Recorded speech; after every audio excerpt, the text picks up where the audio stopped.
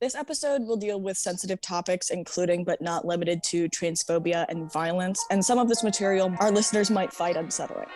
Listener discretion is advised. Hello, everyone, and welcome to the Outcast Podcast. I'm your host, Leo. My pronouns are he, him. I'm River. I also use he, him pronouns. And joining us today will be Devon Ginn as the Visual Art and Entertainment Curator at the historic Madam Walker Legacy Center, Vice President of the Board at the Indiana Writers Center and Arts Council of Indianapolis, 2020 to 2021, Creative Renewal Fellow. How are you doing today, Devon? So far, so good. Just chilling. Happy to be here. How about you guys? How you all doing? I'm doing good, and we're happy to have you. Oh. Thank you. So today we will be talking about the recent controversy regarding Dave Chappelle and various transphobic comments, and then the subsequent Netflix walkout, as well as our personal opinions regarding the matter. So to preface this, I want to include a disclaimer first about the fact that this is not Dave Chappelle's first run-in with quote-unquote canceling, in the sense of he has faced backlash for various jokes directed towards the LGBT community in the past, in particular his comments in his stand-up special, Sticks and Stones. So this is not his first offense, and therefore it's a bit of a necessary context when considering like, oh, it's just a joke. Well, there's also a pattern connected to it. So some of the jokes in particular that he said in his recent Netflix special, Closer, I'm just going to break them down and kind of explain what the joke was about and then why that's unpleasant or doesn't really work. So there were several jokes regarding the genitals, Adam's apples, hairy knuckles, etc. of transgender women, and even a bit comparing sex with a transgender woman with plant-based meat alternatives like tofu. So why that's transphobic or why there's backlash to that was because it's incredibly fetishistic and gross, really, to highlight on the physical attributes of a trans person, particularly ones that are not aligning with their gender presentation.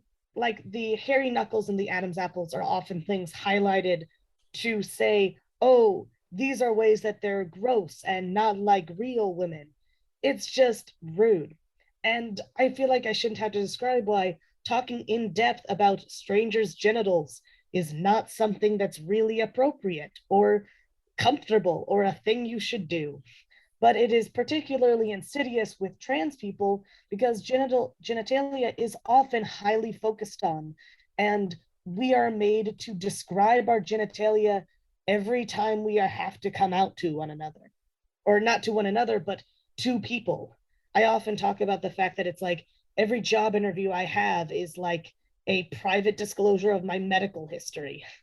And then some of the other jokes included comparing being trans to blackface, which is offensive because of the implication that it is faking and we are just pretending to be something we are not.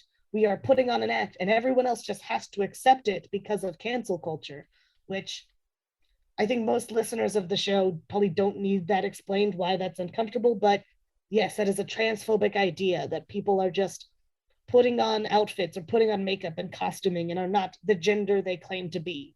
The other major thing that is often mentioned is his comment that he is on Team TERF and his multiple comments on J.K. Rowling.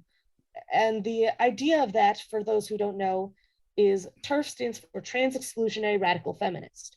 These are some of the biggest proprietors of the bathroom debate, the idea of excluding people of bathrooms that do not fit their assigned sex at birth. And also, they just tend to be pretty violently radical, anti-trans women feminists. There are lots of things that we can attribute to TERFs, and it's really not a group you want to align yourself with. So the fact that he does says something.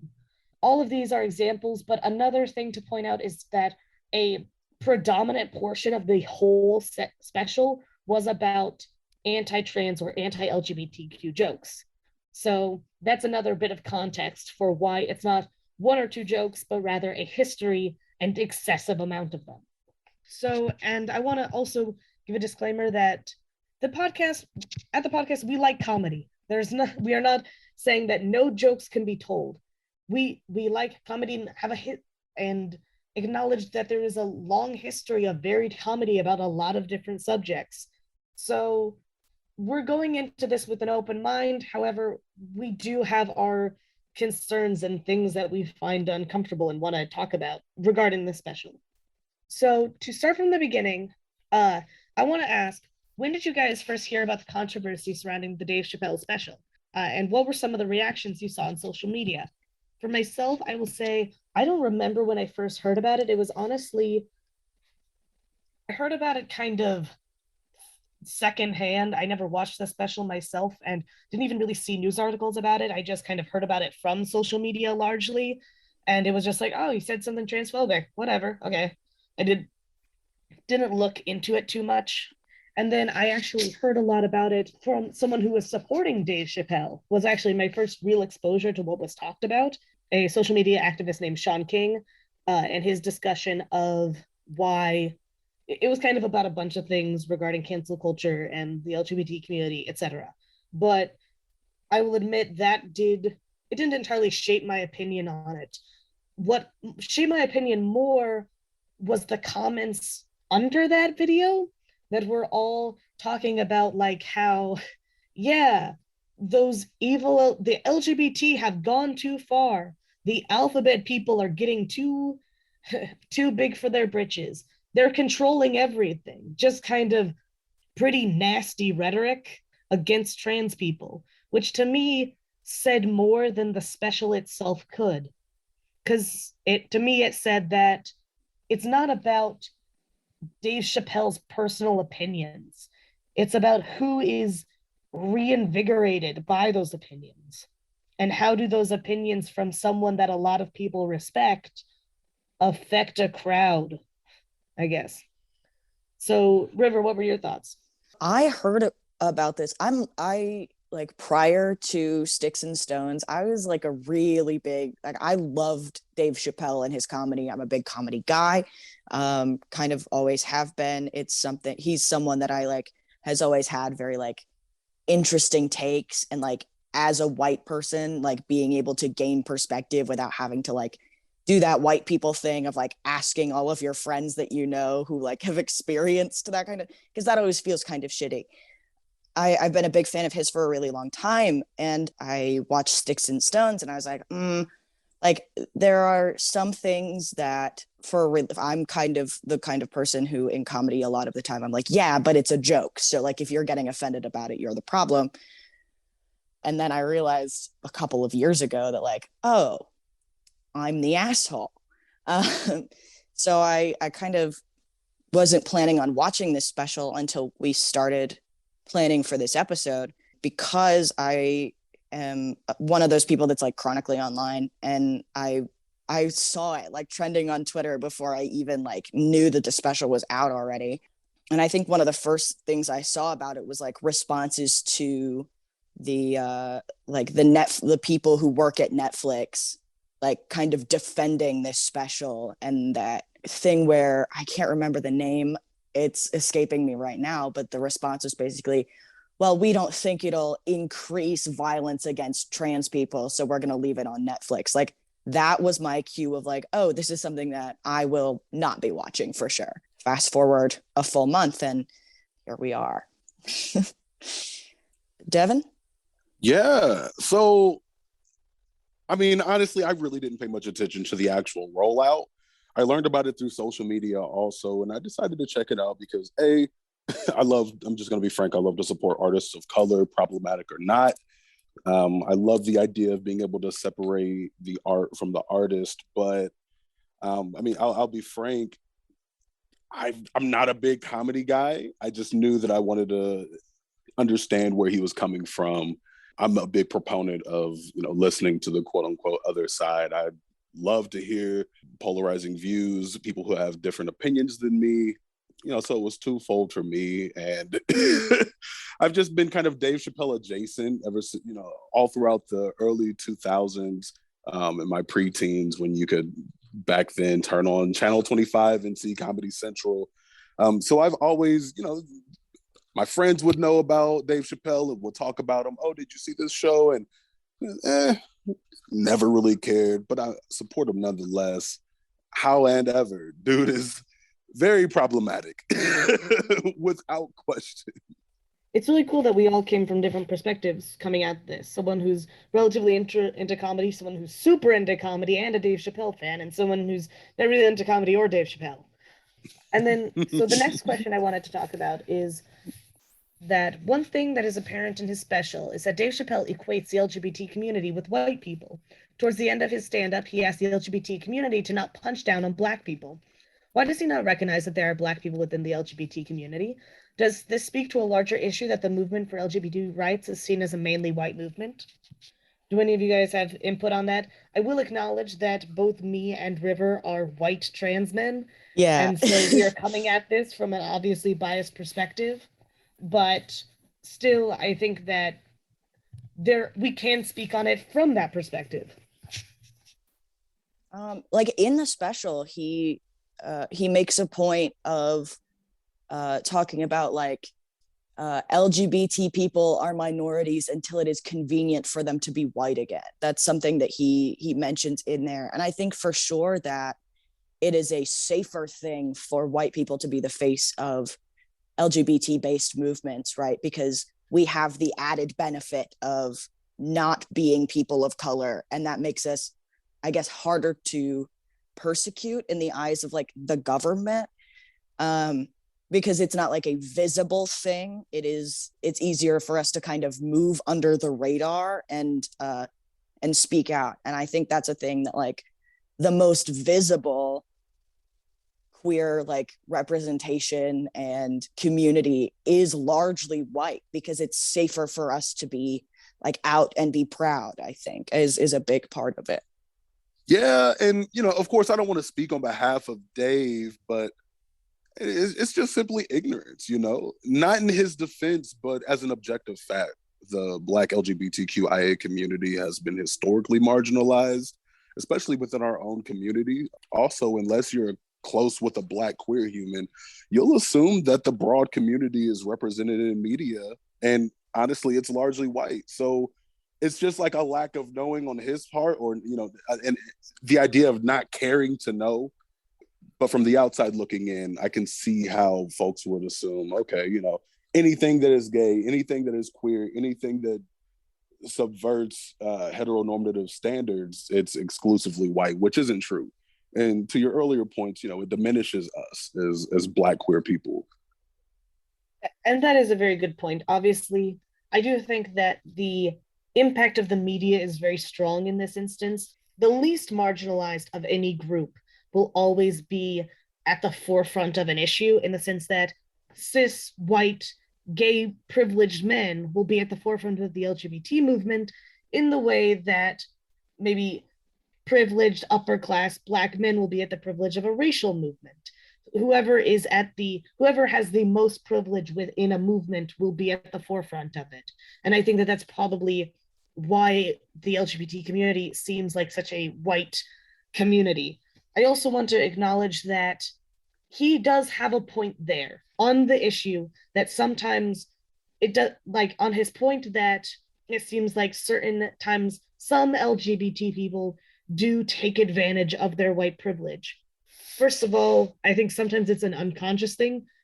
Even though I'm LGBT, I definitely have white privilege, and I benefit from it in several aspects of my life. And I also think that there is an element to the fact that, especially, I think, cis gay white men have a tendency to be more conservative than, say, white trans people, or definitely LGBT people of color, because there's this idea that being conservative will get you approval, that you are able to not be punished. If you're just one of the good ones and vote conservative, then maybe the Republicans will accept you, and maybe your dad will undisown you. Maybe they'll kill you last. Sure. Yeah. We see this with Blair White, who is a lot to unpack with that. Calvin Guerra, who's another transphobic trans person. And these are all examples of ways that where white privilege or upper class privilege, Caitlyn Jenner is another one, where upper class white privilege blinds someone, even in the LGBT community, to Black racism or racism against other groups or class issues, etc. And Right. so he has a point when people like Caitlyn Jenner are the face of trans rights, which no, she is not. Not to But any of us, sure. No. Right, right. Like we all know, we're like, oh my God, not in a million years. But for someone who isn't like involved the yeah, way that he seems to be and kind of presents himself as, like, yeah. or like Pete Buttigieg, for example, if we're just going to broaden it to the larger Right. community, Yeah. is a person who has a lot of issues. And yes, maybe they're cool on the LGBT thing, but that doesn't mean that they're necessarily going to be woke in other areas. And I think that that's where some of those feelings come from. So I don't want to completely dismiss him in the sense that, well, he's definitely ignorant about the issue of how, yes, like treating the LGBT community like it's a completely white thing. That is an ignorant statement. But I will acknowledge that that frustration or the trend that he's noticing isn't completely unfounded. It's just attributing it to the wrong reasons, in Yeah. my opinion. I think that shows up a lot in this special, honestly. Like he has a lot of like, he'll say the first thing and you're like, oh, that's a pretty good take. And then he goes to like back it up and you're like, but for the wrong reasons. Which like, it really sucks to have someone kind of like who's almost there, but is clearly like doesn't have the foundation of it, because I feel like some of it is like being a person of privilege, especially a person in Hollywood, right? Like, because there isn't a lot of LGBT representation in that yet. We're getting there, right? But like, we're not there yet. It's hard to like be someone who is that privileged, especially to like have that much money and have that much power and be someone who is still like in tune with people who are not at that point. Right. And, I mean, it's Hollywood, right? So even if people in his direct line of sight, the people that he calls good friends, they might not be LGBTQIA, but he's on sets and, he's in meetings with folks who, they live their lives in that way. And it's like he's not blind to it. And unfortunately, I don't think he has that take. His perspective is completely obscured by this sense of him. What I'm assuming is doubling down on, the last comedy special through this. He's like, well, let me tell you why I feel this in depth. And largely that is what it is. Like a lot of it was like addressing the backlash from Sticks and Stones. Like he said things that were homophobic. He said things that were transphobic throughout the closer. He spends a lot of time going, oh, but I'm a transphobic guy, as if it's like this radical idea, and then spits out like more transphobic nonsense.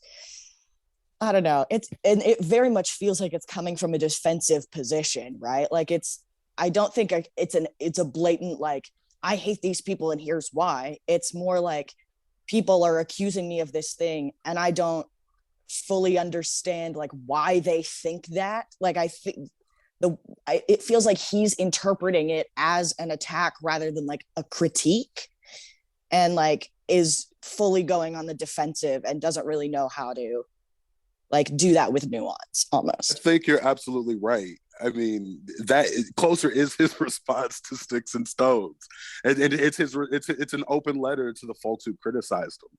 I'm going to be honest. It's really embarrassing. It's like you had all of this time, you had all of this space to create some new and unique material, and you just needed to respond to the bullshit that you heard last time. It's like, come on, man. You can't, I know you're more creative. And if you're not, you can pay people in your circle to be creative on your behalf, at minimum. You're not wrong. On that point, I want to just kind of address something. A lot of what we talked about how it's a response to the backlash from Sticks and Stones. Mm-hmm. But doesn't this special inherently prove that cancel culture is fake and that there really isn't no backlash means anything? Like it just, I don't want to say victim complex, but the thing is that like the fact that he gets to get another comedy special talking about why everyone was wrong and he's not transphobic and then proceeds to make transphobic jokes, doesn't that prove that, like, no, canceling doesn't really mean anything? It's just a buzzword people use. I for And sure it's think a, that, though, that I think is circumstantial, right? With enough money, cancel culture means nothing. But for some people, it can okay, Mhm. ruin their that's very career. true. Cancel culture isn't, cancel culture in some circumstances isn't real. It can have very real effects, but I think, like, the way that people use cancel culture and the way that Dave Chappelle is using cancel culture is shows that, like, well, Dave Chappelle still has gigs. Like, Yeah. wasn't like did the people walked out of Netflix because they refused to take his thing down? Doesn't that kind of prove his point invalid, or at least not invalid, but prove that free speech won out? He's allowed to say it. He said it. No Yeah, he one won died. in that sense, right? Like, Yeah. And it It's cancel just like makes me culture. feel so bad for the people who, they literally, quite literally, put their livelihood on the line. Mm-hmm. And depending on the level of privilege that they had, within the other sub communities they exist in, yeah, I mean, that's a big, brave move to say, you know what, I don't subscribe to what this gentleman is saying. And if you subscribe to it, then as an employer, I've got to distance myself from you. And as an employee, I'm exercising my right to let you know how I feel. So it really is a double-edged sword. I see it from their perspective as, I'm so passionate about this, I'm willing to put my livelihood on the line. And we know that folks who exist in the queer community, oftentimes, unless they're white and are passing, they're going to be subjected to all of the ills in the world. And Mm-hmm. to have a job at Netflix, to be able to work at Netflix, that in and of itself is a privilege, because that they really treat their employees well, until you Mm-hmm. see how they feel about specific political stances. And it speaks volumes that they kept that up in spite of their employees, in spite of the people who turned the gears to make it go. They said, you're Especially, not yeah, worth it. especially like the specific response, I don't think ever really addressed the concerns of the protesting workers, right? They were like, this is a thing that is a like an old-fashioned, like, expired political belief, and you're allowing it to have airtime, and you're allowing it to, like, do what it's doing. And the response to that was, well, we don't think it's gonna, like, actively hurt anybody, like, fully glossed over the actual concerns that were there. And I want to say on that note, there's kind of this idea of, if a piece of media is not actively, in a very literal way, contributing to violence or a increase of bad behavior in a tangible, statistical sense, then therefore it Precisely. cannot be bad, which I think is wrong. It's a There's a deeply flawed, yeah, it's an inherent logical fallacy. Mm-hmm. the a YouTuber I like named Big Joel has an example of this, where he talks about, it's like, okay, let's say we had a super racist Nazi film. It's just straight up Nazi propaganda. It's horrible. Well, anyone who sees that, who is not a Nazi, will just look at that and say, ew, that was bad. Ew, gross. And then everyone who is a Nazi will not become more Nazi necessarily by watching it. They were already Nazis. So Mm-hmm. therefore, there was no net increase of Nazis by this film. Therefore, one could argue there is no tangible effects. However, it's still a bad movie because it's a Nazi movie. And so I think that's kind of how I And critique on the media at this point. And I think I was seeing that now when I was reading a lot of the Dave Chappelle backlash, not comparing his special to Nazi propaganda. I Not just in a use million that to, years. I just want to put a disclaimer. I'm not saying that, but what I am saying is that people were saying no one died. Quit calling it like he is actively killing trans people. He didn't increase the death or whatever. He didn't call for violence. I'm semi quoting Bill Maher, who I have lots of opinions about. But but the problem with that line of thinking is that that doesn't really critique a piece of media. it just sets us up for this impossible standard of no one can really critique the exact quantifiable effect a piece of media has on a society. However, we can take the fact that this piece of media is coming out at the time of a lot of anti-trans bills directed at children coming out, and at the time that within this year, 41 trans people have already been killed. Yeah. And so maybe this stand-up had nothing to do with that. I'm not saying it did. All I'm saying is that it is part of a culture and a society that leads to violence. And just to bring this up, that a lot of the people who were killed were trans women of color.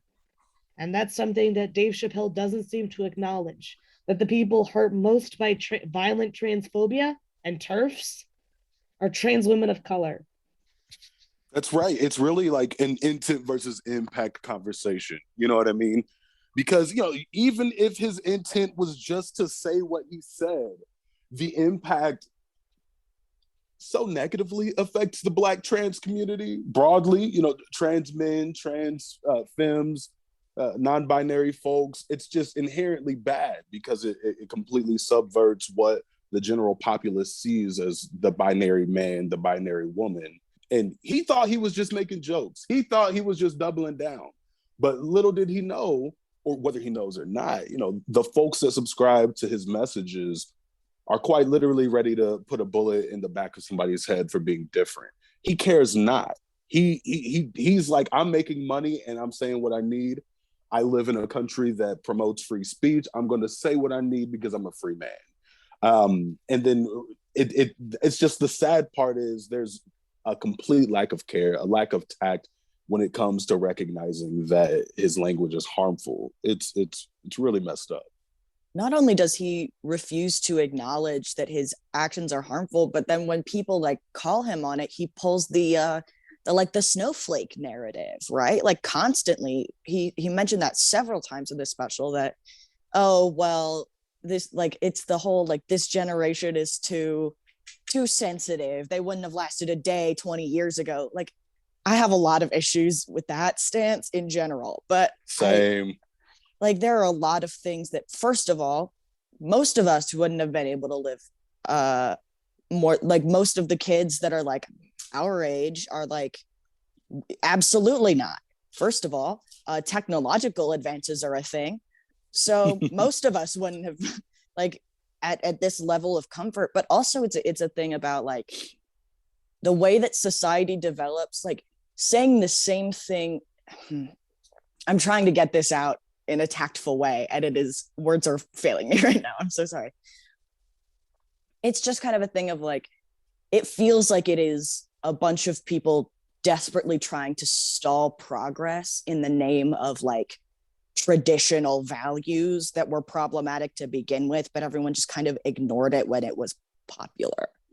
Exactly. You're right. I don't know. I was going to say, one of his critiques, or one of the things he said in the special, was that he preferred the Stonewall gays better. And I think comparing the idea of they were fighting for something real as opposed to these snowflakes now. And first of all, I would say, I feel like, obviously I can't speak for them, but the people who fought at Stonewall would be so happy and proud of the people protesting now. I think this is more than they ever dreamed. The LGBT community has come so far, so fast, that it blew everyone's expectations out of the water. And I think that, like, the people who are fighting for the bare minimum human decency right now would be fighting for the same bare minimum human decency that we're fighting for right now. Absolutely. For me, it makes me think of everyone who critiques modern feminism and is like, back when we didn't have voting rights, it made sense to be a feminist, but now it's just pushing it too far. And to me, it feels like right. there are people like that, and to me, it's like it will always be too far for them. It will always be like whoever's the farthest left now will always be too far, but when push comes to shove in history, they will be looked at fondly. We will win. We have always won.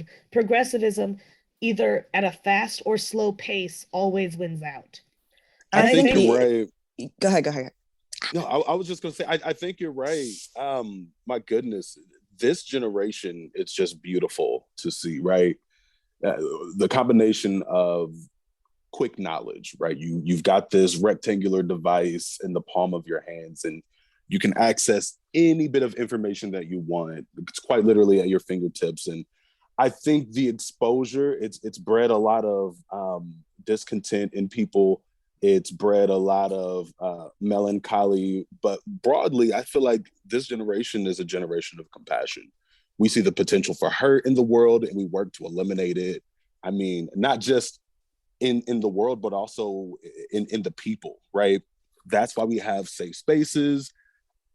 And I don't know, it's interesting. That's why we have safe spaces to work as hard as possible to make sure that we can keep people away from triggers.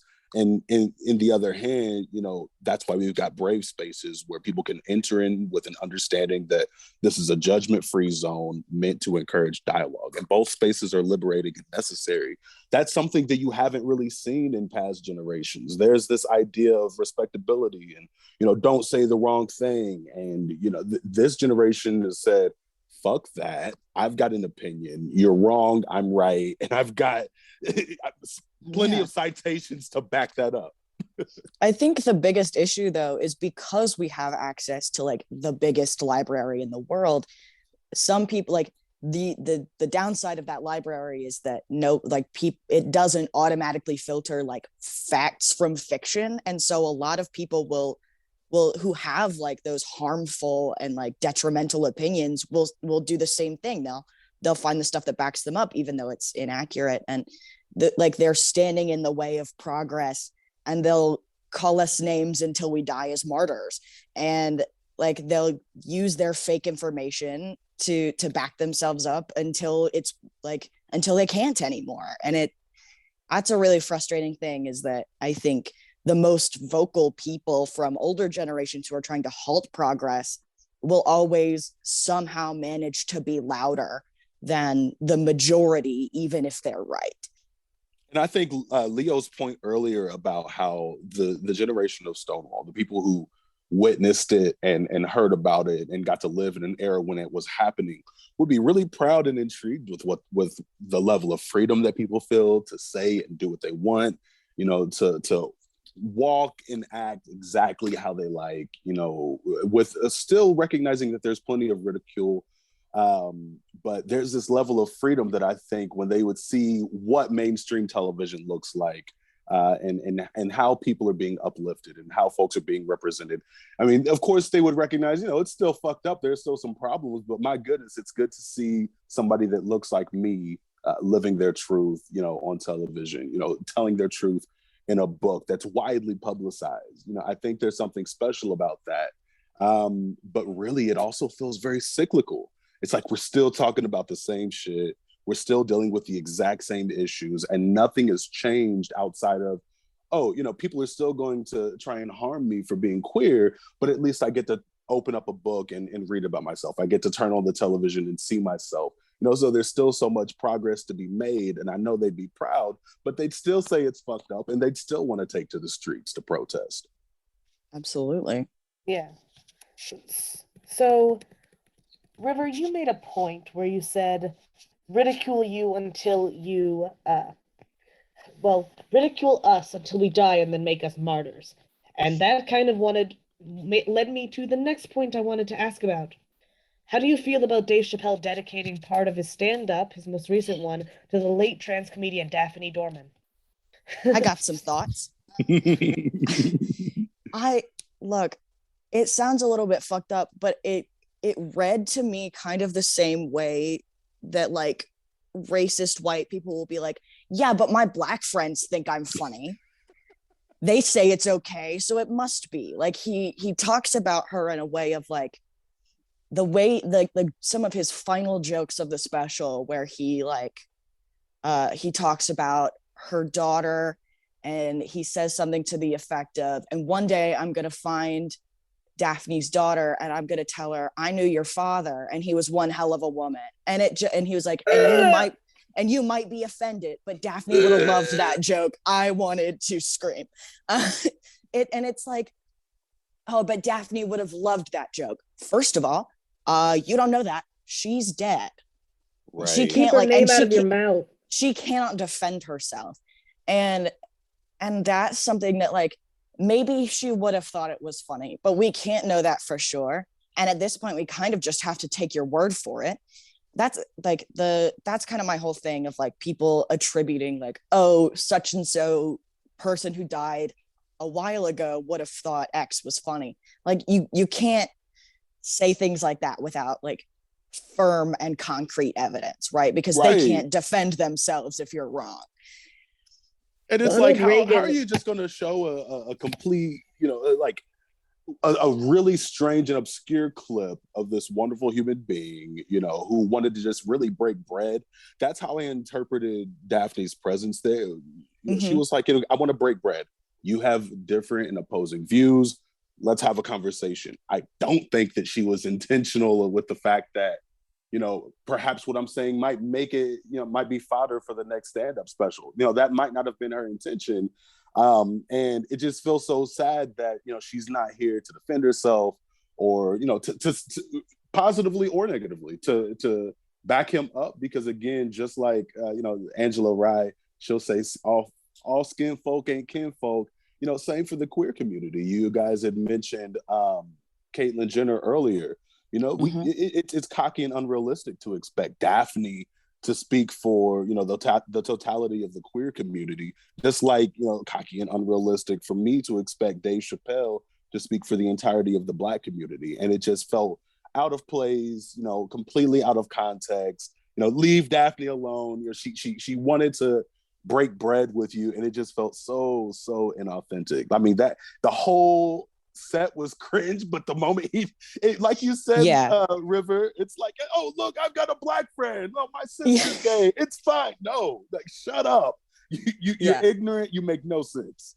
He cited like the in like that section of the special where he kept citing like run-ins and interactions he's had with trans people where that like prove that he's not transphobic. They all kind of had that same vibe to them of like, see, look, my friends don't think I'm an asshole.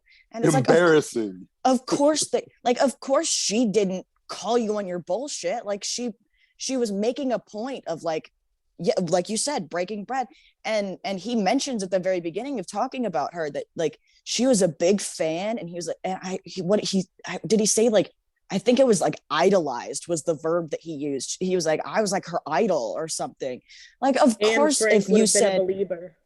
Yes, it's this like it just feels so like you can't use that to back up your shitty points, because that's one person who doesn't speak on behalf of the whole community, which we should never expect from anybody.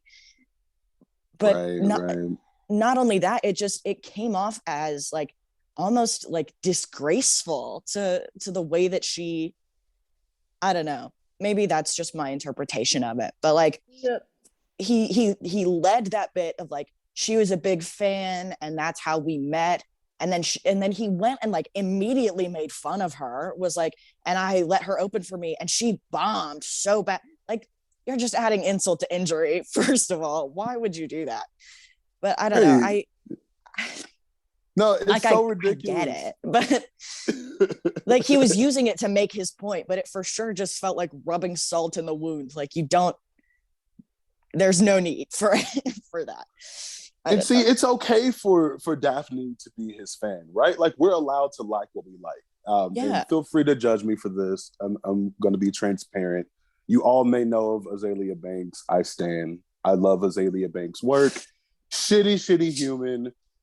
Sure. I listen to her music on repeat. I do have the ability, problematic as it may be for some folks, and I've got to acknowledge my level of privilege in being able to appreciate her music while recognizing that she's really, really disgusting of a human being. That's like her using my defense of her when she was assaulted at a Hollywood party. You know, I don't know if you guys have heard about that story, but several years ago, she was assaulted by a well-known actor and had somebody there to defend her who brought her there. He had the opportunity to defend her and he didn't because he was afraid to lose his place in that particular realm of people and that high level of society. And on top of the fact that she's already polarizing, she was further ostracized. So it's almost like somebody like Azalea Banks saying, oh, you know what, this queer human over here feels this way about me, and it's like, no, you're still problematic. You still use the F word, right? Like you're fat phobic, and it's just and I think we all have our exceptions, right? Like there are people right. that, like, regardless of all of the shitty things that they do, like there are for sure, like, I detest J.K. Rowling for all of the shitty things she said, but there will always be a place in my heart where she's an important person, where when I was a kid, I wanted to be just like her when I grew up. Like, that was the thing that made me want to be a writer. Like, even though, like, now I have a distaste for the way that she discusses things, there's always going to be some place in my heart where I'm like, but once upon a time, she meant something very important to me. And like, that's kind of the way that this feels, is like, yeah, you've said a lot of shitty things about me, but you're one of the people that is important enough to me and my development that I'm kind of willing to let it slide. Yeah, and I think that this is all very good discussion. But one thing I want to talk about, which we haven't entirely yet, specifically about the topic of Daphne, is one of the things that Dave Chappelle mentions is that he tells the audience, and I want to trigger warning for discussion of suicide, but but she died by suicide days after she defended him from the Sticks and Stones controversy and was criticized by other trans people for it. He highlights that she was criticized by trans people for defending him, and then he says in the special, I don't know what the trans community did for her, but I don't care because I feel like she wasn't their tribe. First of all, saying that, like, oh, she's not like the other trans people, is there's a lot of problematic stuff, but that statement feels particularly gross because it seems to be that he's linking her death to how she was treated by other trans people, which in the context of the rest of his special and the fact that he's propping up a dead woman, it feels extra gross. And I just wanted to point Yeah. that out before we moved on. And I do to want to make her say, a martyr of all things, like, why would you yeah, make her your martyr? Yeah, She a Yeah. martyr killed for herself. him. Yeah, she yeah. killed herself for defending you, and you're like, it's disgusting. Like, I Well, can't yeah, and emphasize I that don't enough. know if I don't know or think that that necessarily was one of the reasons that she did. He But he doesn't know that, certainly neither do we. he That's certainly right. implies that it is, though. Like, he ties them, and though he does say, like, I don't know that that's the reason, it feels like he's for sure, like, pushing that narrative a little bit, that like there were people who were so mad at me that they pushed her to kill herself, and that, I think, that was part of it. That was like a little bit, like, it was a little bit triggering for me personally, that I was like, See, and not to dwell on this too heavy, but it makes me think back to, elementary school. My grandparents and my mother and my father, they knew what I needed to have in order to quote unquote survive, and they gave me the ability to code switch. The way that I'd behave around my family was completely different than how I'd behave around, school officials and people in power. And what's interesting about the way that all of this is set up is that, she was just trying to live her fucking life. She wasn't going into it trying to defend him. But here she is, his martyr. And objectively, none of us know, like you had mentioned earlier, what her stance was. She could be completely pro Dave Chappelle, but then recognizing, again, trigger warning for suicide, that she took her own life in defense of him. That's not the person you use as your martyr. It's ridiculous. Okay. I think there is one more thing I kind of want to talk about with Daphne and his making her a martyr, is that in that he also misgendered her when talking about it. Right. Like made a joke of it, which, like, those like last couple of jokes in that, like, little section that he made, like, about her and her death, and like misgendering her as a joke in that moment were some of the most uncomfortable, because he was also placing her on a pedestal while tearing her down. And it felt super gross. And like, I hate to say this because it makes me sound a little bit like one of those snowflakes, but I for sure like had a visceral reaction at like, he was like, but it, again, trigger warning for suicide, but he's like, but it takes a man to kill himself. And like, that's a fucked up thing for you to say about a person. That is a fucked up thing for you to say about a person, especially someone that you're trying to put, like, who you're trying to claim like died in your defense. Like that, I don't know. It just, in my opinion, I think that's more, more, in my opinion, I think that's worse than a lot of the transphobic statements, because that's just so viscerally disgusting. And it was personal. And also, yeah, and it's personal to a person who is dead.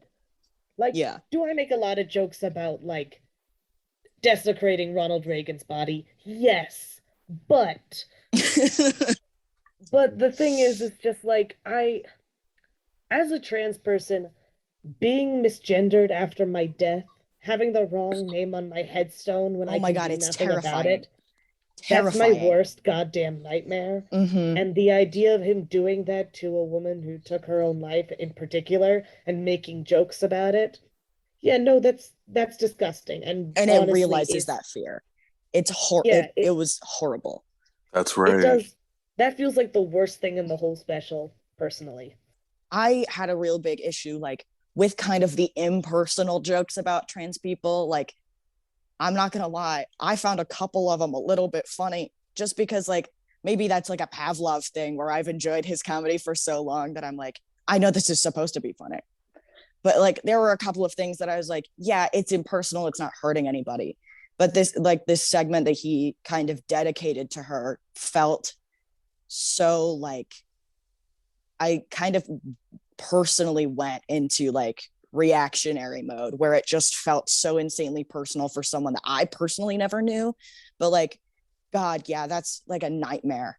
Like, I've had that nightmare where I'm like sitting over my own grave and it's my dead name on it. And that's just like a visceral thing for, I think, a lot of trans people. It's like, you never know if someone's going to do that to you after you're dead. And that is like, oh, And that dead naming is important. I know we want to like jump to the next subject, but when it comes to dead naming, it just makes me think about the documentary that Netflix released on Marsha P. Johnson.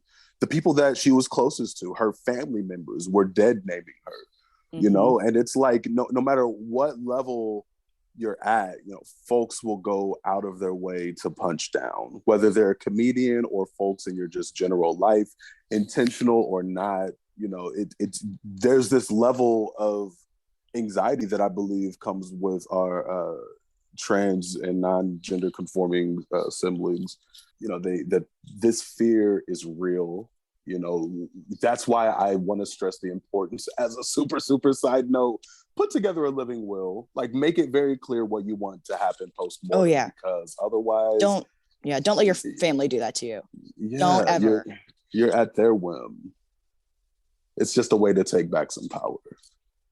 I think all of this is very important to discuss, and was just something, before we moved on, I wanted to make sure that this was covered, because that was, for me, I think something that gets glossed over in a lot of news articles focusing on the generic comments made about trans people, but I think that these needed a little bit of extra focus.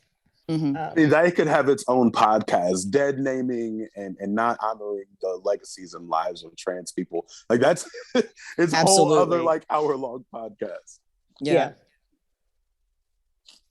So if you'll allow me to if you'll allow me to keep going, there's a trans comedian, Dahlia Bell, who talks about the pitfalls of putting too much faith in celebrities. And what she says is, quote, Chappelle's humor, once precedent and progressive, now often mirrors that of an internet troll, end quote.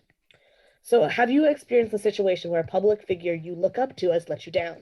Or have you basically have you had a moment where you trusted someone to have your same beliefs or to feel a certain way and then felt betrayed by that? Yes. Oh my goodness. I already mentioned Azalea Banks, but I kind of want to like jump back to Miss Bell's quote about Dave Chappelle's humor being progressive. My pushback is that Dave's comedic style was never progressive. He's always been trolling us. Let's be real. Dude's always been trolling us. And his dad was a professor and a dean. His mom worked in politics. Dude was affluent and he wanted for nothing. You know, he had everything that he needed. So it seems pretty strange that his brand of humor relies on talking down to people that were lower than him. I personally don't believe he's made anything as funny as his Rick James skit, in my opinion, because I've never been a comedian, but objectively, I'm Rick James, bitch. Like, it's hilarious. You make an excellent point.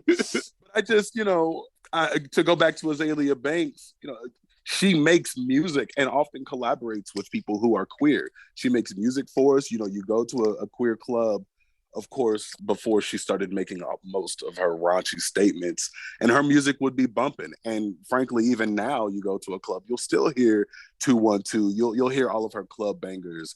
And yeah, I've been let down. It's like I've defended this human. I think their music's great, but no, they're still out here problematic AF. And folks talk about, oh, that's my problematic fave. She is my problematic fave. But I think that's the beauty in America and in being American. I get to talk shit about the people that I look up to, the people that have some semblance of power. And it's just sad that, I had to be let down by that. There are ways that you can still observe the art and get what you need so that you can make commentary like this without putting money in their pockets. I'm just going to throw that out there. Most recently, I mean, mine, honestly, Dave Chappelle is one of them. Someone that I like.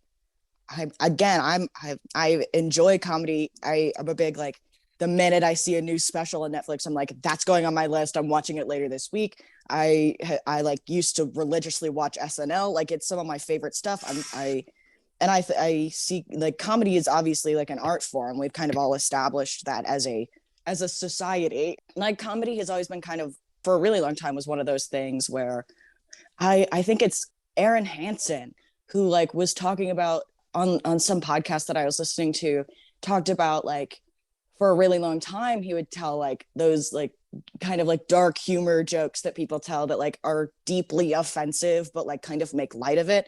And he mentions on this podcast that he was like, I had someone come up to me after one of my specials and was like, hey, that one joke that you made about, like, people that are, like, less privileged than you are really sucked, and it hurt my feelings, and it's not going to just hurt my feelings, it's going to hurt a lot of people's feelings. And he goes, well, my first instinct was to be like, fuck you, it's comedy. But he's like, I thought about it for a really long time, and I was like, the whole point of comedy is to make people laugh. It's not meant to make people feel invalidated or uncomfortable. And, like, comedy, like what Dave Chappelle, like this closer is, it feels very like, fuck you, it's comedy, it's funny, it's all up to interpretation, right? It's an art form. But also there's some semblance of, like, there's the sense of, like, but if it's upsetting more people than it's making laugh, then is it really comedy? Exactly. See, and that's how one of my favorite quotes of his. Sorry, go ahead. No, you have a really good point. Norm Macdonald also had a bit specifically talking about trans people where he said that it's like, the audience is dumb. I won't make trans jokes anymore, because what if one day I do and a trans person gets murdered? Like, how will I cope with that? And it's like, if someone comes out of my special and goes and does that, how do I cope? But on the general topic of, like, comedy, I want to say that I've always been of the opinion of, like, when people talk about, oh, it's so hard being a comedian these days, you can't say anything. Get good. Like, just do better. Like, you're not being canceled. It's not that everyone's too sensitive. It's that you need to write better jokes. Or clearly you're not funny enough to, like, it's make, like, people rethink their beliefs. Yeah, it's like, if a comedian says, oh, my material's too offensive for a college. Listen, I did high school stand-up. You know how fucking hard it is? You know how fucking hard it is to tell a joke in a high school for parents? Like, I had to pick I had to talk about Target boyfriends and like the nichest subjects. And I roasted myself a lot. You listen, if you've ever seen my favorite game, that I'll do a shortened version of the bit, which is that because I want everyone else to play this, when you go to a Target, look for the sad man hanging behind every woman at that Target. Me and my me and my dad play the Target boyfriend game, and there's always one guy hanging behind his wife who looks desperately sad and not wanting to be there. And I it's feel so like funny. I'm not a Target boyfriend, but I'm a Target son for sure. Like my mom dragged me to Target, and I'm like, God, I don't want to be here. But I know the kind of man you're talking about. You know what I'm talking go to about. Sephora. Once you see it, yeah. Go to Sephora. They are miserable. They look like they want to die. Once you see it, you cannot unsee it. But it's like, so when I hear people saying it's like, oh, I can't tell a bit in a college, it's like comedians have always had to cater their jokes to their audiences. There's lots of comedians who work at colleges, and you have lots of comedy specials for your type of comedy. Just grow up, get funny, cater to your audience, and write jokes that fit the modern society. Comedy will always evolve. There was a time when blackface was the epitome of comedy in the not so far past. And so we just need to get better. Like it's just getting better. Why is that so difficult for some people? Why is it? I don't understand why that's such a roadblock. And it's like, no, you need to like my jokes. It's your fault you don't think I'm funny. And I'm like, okay, you're not paying me to laugh. Career. Right. You're not paying me to laugh. I'm paying you to entertain me. So like, why? How is this my fault? That's my biggest thing about it is like with entertainment, the whole point is like you're being compensated to allow people to have a good time. And then if you're complaining about your audience, that's the antithesis of your job. Like that's the exact opposite of what you're supposed to be doing, is expecting their tastes to cater to you. It's the whole point of writing a special and like not doing the same one all the time, is because your audience is never going to be the same twice. And see, I don't want to police his capacity for thought. You know, I try to think the best of all people. But it's like, step your game up. Get funny, you know? Absolutely. Like, trans jokes are old guard, you know? I mean, generations ago, was it problematic then? Hell yeah. Widely accepted. And nowadays, you've got folks who are comfortable standing in their truth. You need to be funny broadly, because at day's end, you know, we live in a capitalist society. And if you truly want to make money, you need to appeal to everyone. And if you can't do that, if you don't have the bandwidth to do that, that's not our fault. Just get funny, step it up. Absolutely. That's like, comedy has always been the kind of thing that like someone's always going to be like a little bit offensive about what they're saying, because it's easy to go for like, it's easy to punch down, right? Like if you're bad at comedy, it's like the way that you have to do it is you have to like beat the shit out of people who are worse off than you are, because you don't have like, if you're bad at it, you can't do anything better than that, right? Like that's the easiest part of it. Real like good comedians have nuanced opinions and put them in a form that is easy to consume and is enjoyable to listen to. And that like, oh, my comedy buff is showing, sorry. I love it. Like it's easy to pick the low-hanging fruit. You got to climb for the good stuff, right? And a lot of people are unwilling to do that. Like you'll find so many people who like the stuff that is now at the bottom of the tree, like back when they started, was at the middle. And so they used to be climbing, but they're not anymore. And they don't realize that they're not still like doing any, they're not continuing to put out good content, right? They've become like the fodder. Like Adam Sandler, whose comedy hasn't evolved since the 90s, and it shows. Yeah, I went for Adam Sandler. Be mad. Look, I share your sentiments. You're not wrong, but you didn't need to say it like that. God damn. Be mad. I also want to say, before we continue or get on a tangent about Adam Sandler, which could be an episode if y'all want to have it. But I want to mention just a name drop to this idea of low-hanging fruit. There's a comedian named Tim Heidecker, who you might know from like the Tim and Eric show or Mhm. the "It's free real estate" meme. Yeah. He had a comedy special called An Evening with Tim Heidecker, and the whole thing was a big, never-ending lampoon of those kind of comedians who like will be bad at jokes and then get mad at the audience for not laughing, so they'll repeat the joke louder and then start negging and yelling at the audience, and you watch him like slowly become more unstable. It's like It's it's like an psychological Andy torture. Kaufman bit. And so I highly recommend watching it, and you'll see kind of this idea of the modern, especially male comedian, where they'll just say like a joke that was just kind of iffy, and then they start spiraling and just will say the offensive stuff to get a reaction and just kind of trying to get anything because it's worse than silence It's like middle or school better than bullies. silence. Like it doesn't matter what the reaction is, they just want one. Yeah. It doesn't Or matter if people trolls. get angry. Or And that's why trolls. they say no Yeah. press is bad press, because, at day's end, if somebody hears that, oh, so and so is talking negatively about the trans community, both trans people and cis people will want to tune in to see what the hype is about. And then with all of those streams, they're still getting paid. No press is All press is good press when it comes to money making. And then, even if everybody disagrees, it'll bring out the folks who share your opinion and they're going to buy up your stuff.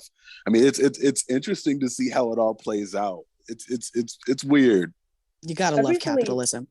yeah, I Got to. recently heard a, I was recently watching a video specifically talking about conservative comedy, and it talked about the idea how the point of comedy anymore is not, at least in certain conservative circles, are talking about is the point is less to get a reaction from the audience you are speaking to and rather to get a secondary reaction from of a negative one from the liberals who are watching a segment of your stand-up special, and then they will highlight that, and then it will create an outrage, and then you will get that attention and that streaming and that whatever.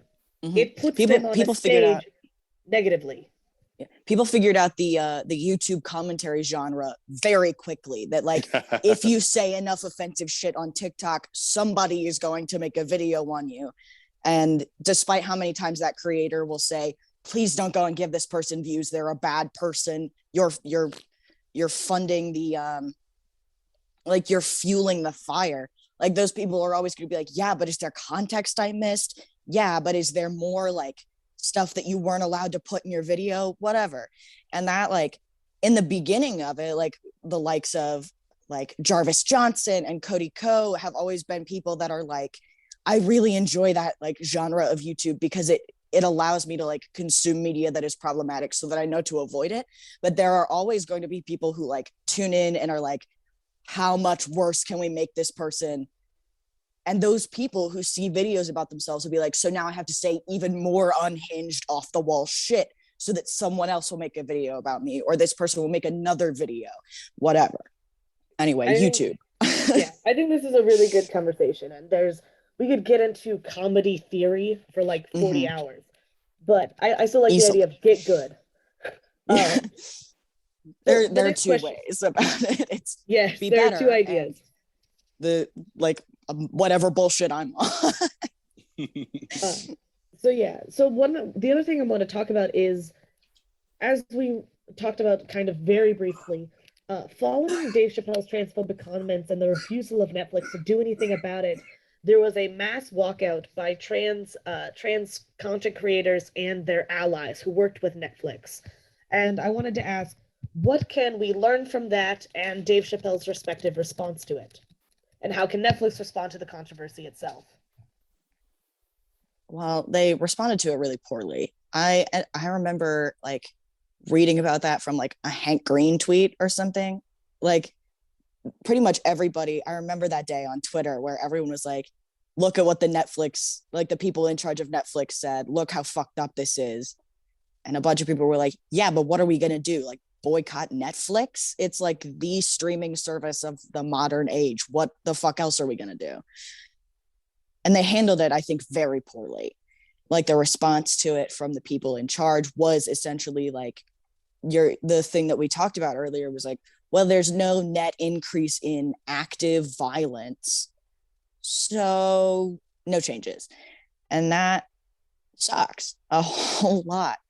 And like protests like that, I think it was effectively a strike, right? Like a bunch of workers at this like massive corporation like went on strike.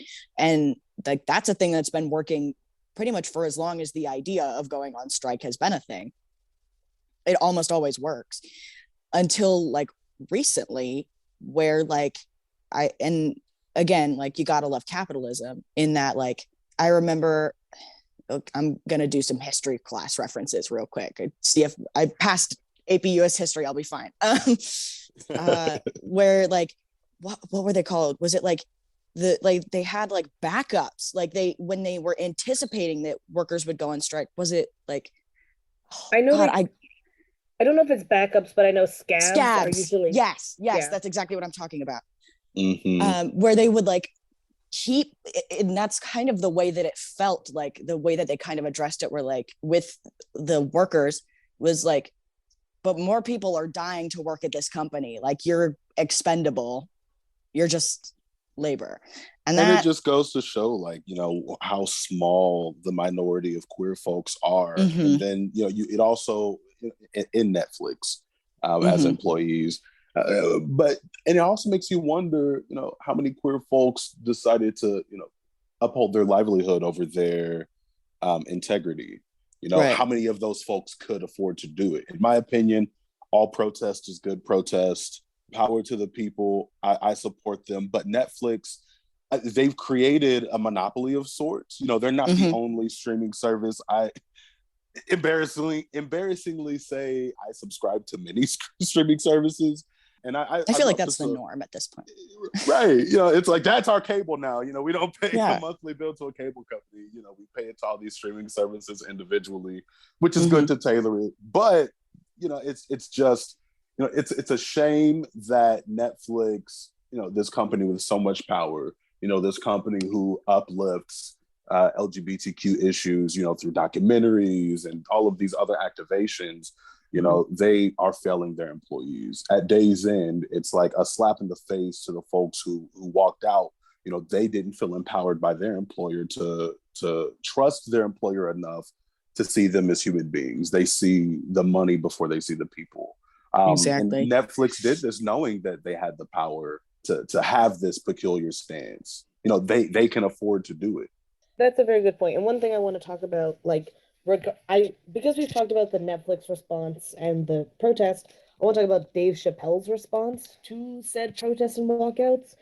Some things I wanted to highlight is that, well, I guess I'll point out two in particular quotes, or three. So at one point he says, in responding to the trans people, says, "You said you wanted a safe working environment at Netflix. It seems like I'm the only one who can't go to the office." Which to me just kind of points out that fundamentally ignorant misunderstanding of the point. That no, they feel like they can't go to the office anymore because Netflix has made their choice, and it was with you, Dave. They chose you. He talks, Yeah. and so the other quote I wanted to talk about, which I think is a good point, and I'm glad he acknowledged it, was he says, "Do not blame the LGBTQ community for any of this. It's about corporate interests, and what I can say and what I cannot say." So, again, hate to defend. I'm not trying to defend him on that, but what I will say is because I hear a lot of people talking about, like, whenever they talk about canceling, they're like, "Oh, the LGBT got him fired." And I'm like, no, we didn't. There is no, like, there isn't a LGBT corporation just making decisions. We did not fire him, or we did not fire, like, obviously he was the stand-up special is still there, but the idea of there are other people. For example, who was I'm gay. I don't know sports. Who was the guy who just recently got fired for like all the racist and homophobic remarks? I know who you're talking about, but I also don't know the name. Okay. Well, for example, It was actually the article by Sean King who was talking about it, and he was saying some kind of generally, which is that he was allowed to say racist things, but not homophobic things, and that says the power of the LGBT community to cancel someone.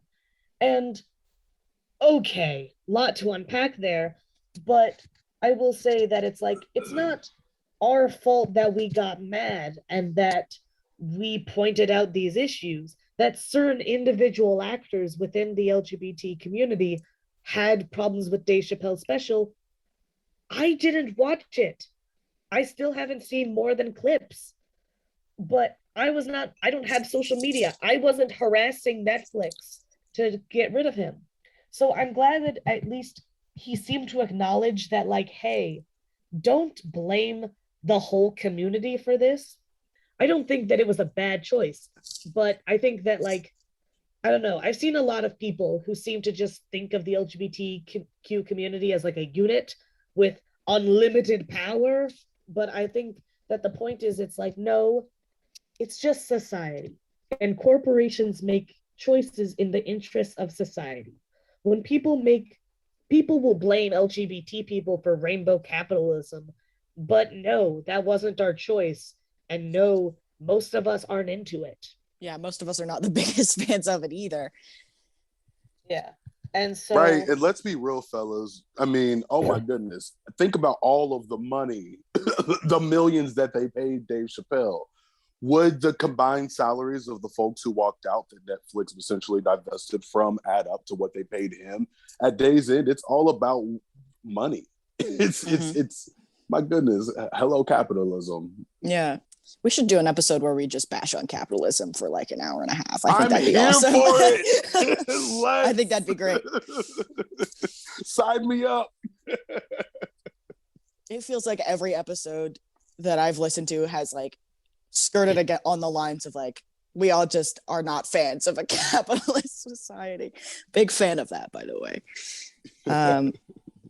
Yeah, I think that that Sean King article that you mentioned, I think if we can talk about this, I don't know if this is like off topic or if we have enough time or what, but I think there's this kind of idea that is shared by, I think, a lot of people of color who are also like a little bit against the queer community, that like the queer community has moved so quickly and has progressed so much since like we started fighting for stuff, that I can imagine, right, as a person of color who has been fighting that same fight for twice as long and gotten half as far, like I imagine that's probably frustrating. Mm-hmm. Probably even longer than twice. Like I would say, yeah, I guess twice was just like, anyway, yeah, it was just a number, but you know what I mean. But yeah, like, I understand. For much longer, and haven't like it. I'm sure the progress has been much slower. Like, I can't speak as a white person, right? But like it makes sense for that to be frustrating and to have a little bit of a grudge, like against like the people who are doing the same thing that you're doing but are getting more results, and it like that's a frustrating thing. And I think it's not inaccurate to point out that some of those results have come from the white privilege of certain actors. For example, the John Matloviches, who are conservative army sergeants who supported stuff, or the Caitlyn Jenners, who are rich and could put money behind specific things that work for her only. And so it's not inaccurate to point out that the white privilege of the LGBT community, certain members of it, has led to an increase of ability to get farther. And I think there is a point to be made there. But yeah, that does erase trans people of color, LGBTQ people of color. It puts it into a us versus them that doesn't really exist. And I hate to use the term oppression Olympics, but the idea that pushing another group that's working towards rights down rather than going directly against like the powers that are causing the issues is kind of going against, like, it's not focusing on the right thing, in my opinion. I don't know, it's a touchy subject, especially like talking as a queer person who has not lived like that experience, right? Yeah, I don't want to talk over it too much, but Yeah. just the last question that we have is I wanted to ask, what do you guys think of the ways in which Netflix uses identity politics to market certain films and TV shows? Like the Black Story section or the LGBTQ section, where identities have been used as genres on streaming services. Is this a good thing or is this problematic? Is it problematic, or what ways is it problematic if you think it is? I feel like it's problematic mostly because affinity groups are great, right? Like they work and they know that there's money there. They know that, those are often safe spaces for relating, they're brave spaces for being honest. And that's why, homophobic Target, who didn't want Frank Ocean on their shelves in early 2010s, now place rainbows all over their stores for the month of June. They recognize that even those, marginalized in society can still have access to power and capital. And it doesn't matter what they think, all money is good money. As So long as it's profitable. Yeah. Exactly. It just feels so disingenuous. But I'm not surprised. And have I made use of, the different the subgenres within Netflix? Absolutely. Hell yeah. There are times where, okay, I'll binge all the LGBTQIA stories because I want to. There's times where I just only want Black content. And I know that they're catering to me for that very reason. It's just up to me to be honest about it. So it's a double-edged sword. It's great that I have access to all these things, at the touch of a remote. But then it's like, wow, you see us as sheep. You see us as people who give money when we want something. And it's not bad for us to want something. It's okay to consume content. The content is great, but we have to be honest about what it is and the why behind it. I think that was very well put and kind of gets at a lot of the things I myself do. I know I went through a phase where I would like only look up things that are gay. And I will not watch it if it doesn't have two boys kissing. I swear to God, it better happen once. Yes. Yeah. Like I would go through IMDb and just bookmark every gay movie I could find to watch it. Just like no, not even reading the summaries, just like, is it gay? Okay. And then and so there is a place for those. Like I definitely think that yes, I sometimes like to see things based on my identity. It is a fair statement to say that is like I sometimes I go to bookstores and I wish I was like, where's the LGBT section? Because I'm not going to waste my time reading about hets. I'm not. Right. I don't Why care would you? anymore. Yeah, but at the same level, you're right. It is still just because it's profitable. If we were back in the 70s, there wouldn't be an LGBTQ section. There probably wouldn't be a Black film section, or if it was, it would be looking very different. Black exploitation films. Listen, Yeah. capitalism been new. Capitalism been making money since capitalism formed itself. And I mean, Mama Audre Lorde always says the institutionalized rejection of difference is a necessity in a profit economy, which requires outsiders as surplus people. I'm pretty sure I quoted that on the last podcast that I was featured on. And it just rings so true. We are both pushed aside and also used and abused. They recognize that the small bit of power that we have access to, the small bit of capital that we can get, they know that they can take that money. And really, when you think about it, with streaming services and things that put these particular genres in a bubble, they're allowing us or really making us pay for convenience. Trigger warning for hurt animals, but there's a service that I love. It's called Does It Kill the Dog?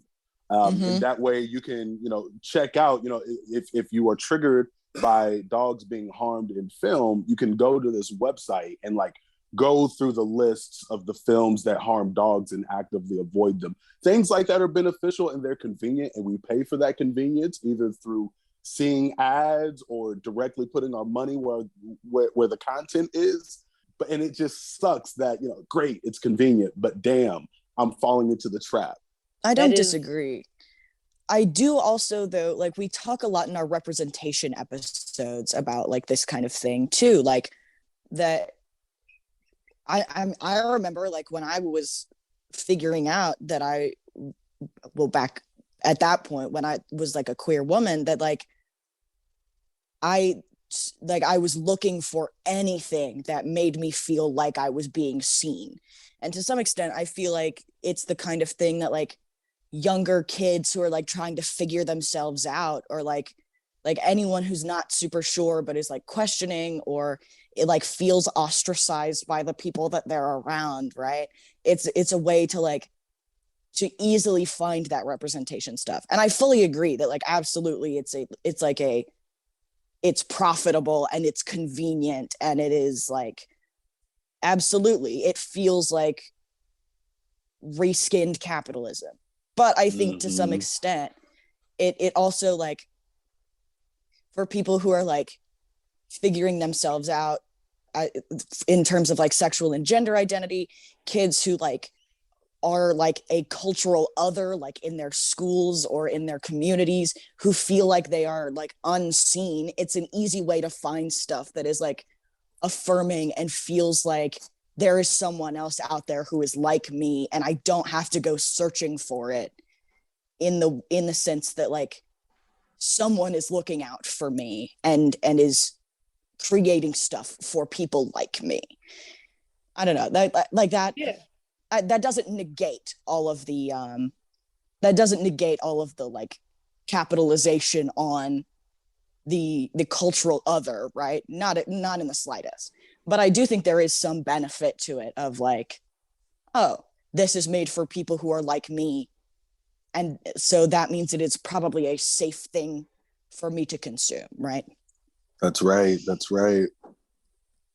I think that there is a value in identity politics. It's used as kind of a buzzword a lot of times, but it's like, I place a lot of value in my identity as a trans man. I placed a lot of value in my identity as a lesbian when I identified as that. It matters to me, and the media I consume reflects that.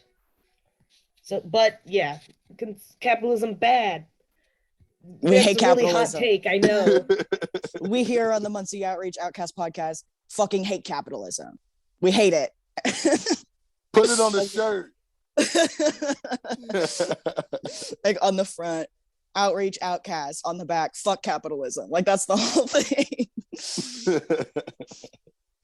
And so, man, I love it. So this has run pretty long, and we've had a lot of good talking points, and I'm really glad we had this discussion. But I think we are going to have to wrap it up. So in conclusion, I would like to thank our special guest, Devin Ginn, for joining us today.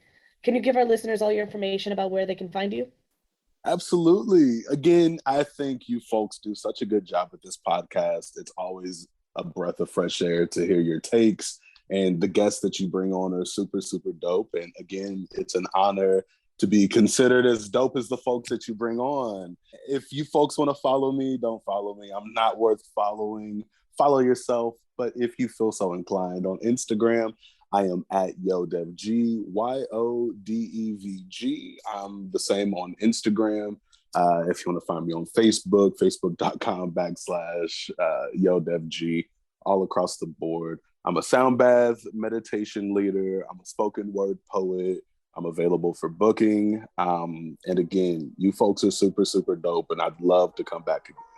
And we would love to have you again. We also would like to take this time to thank our listeners for tuning in. It means a lot to all of us. If you want to listen to our other episodes, we are available on YouTube, Spotify, Amazon Music, Deezer, and Apple Podcasts. If you need someone to talk to, look up the Trevor Project or Muncie Outreach. The suicide hotline is 800-273-8255. We all here care about you, so please take care of yourself. We'll see you in the next episode.